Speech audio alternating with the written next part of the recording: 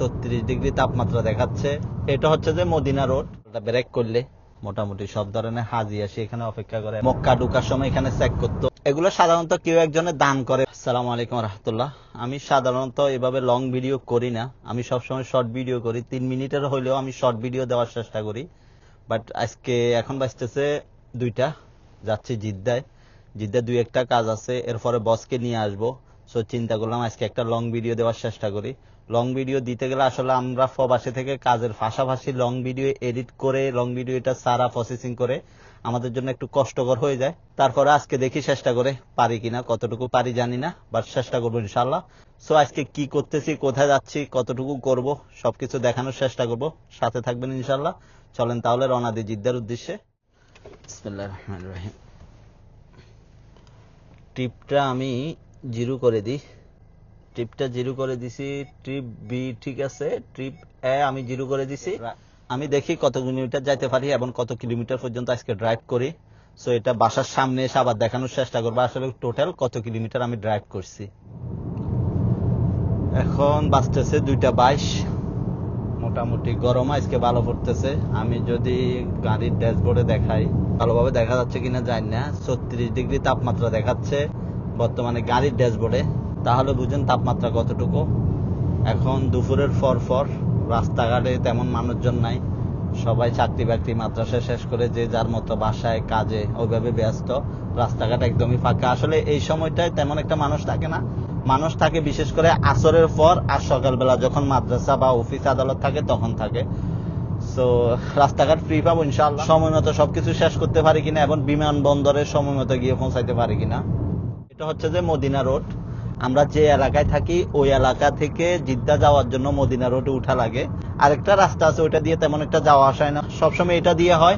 So আমরা জিদ্দা যাইতে হইলে এটাতে অনেকক্ষণ ধরে গাড়ি চালানো লাগে, মোটামুটি 30 থেকে 35 মিনিট গাড়ি চালানো লাগে। এখন যেদিকে যাচ্ছি ওইদিকে মক্কার দিকে, আর ওই দিক থেকে যে গাড়িগুলো আসতেছে ওগুলো মদিনা যাচ্ছে।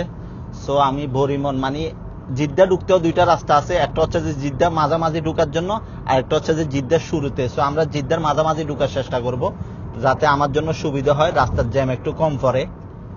এই রাস্তায় বিশেষ করে সকালে আর রাত্রে একটু জ্যাম বেশি থাকে, না হয় সবসময় এরকম ফ্রি থাকে। ফ্রি বলতে গাড়ি থাকে, রাস্তা বড়, এদিকে 3 লেন ওইদিকে 3 লেন, 6 লেনের রাস্তা।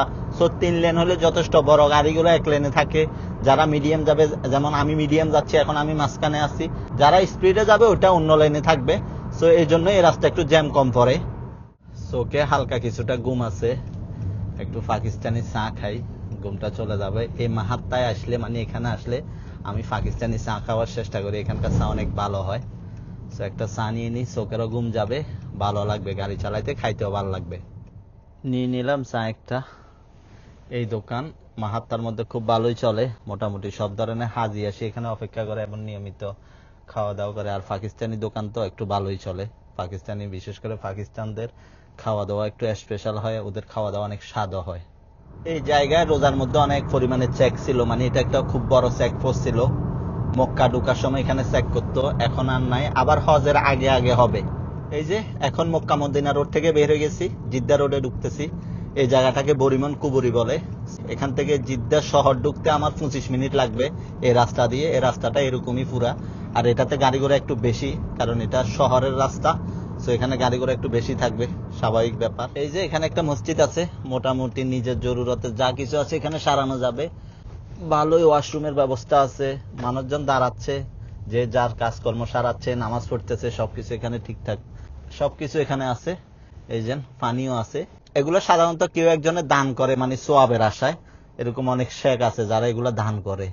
এর মধ্যে বাইফুট থাকে, বাইফুতের কিছু জিনিস দেশে পাঠানো লাগতেছে, এই জন্য এই জিনিসগুলো দিতে আসছি। ও অবশ্য আসে নাই, আমি দেবো এখানে।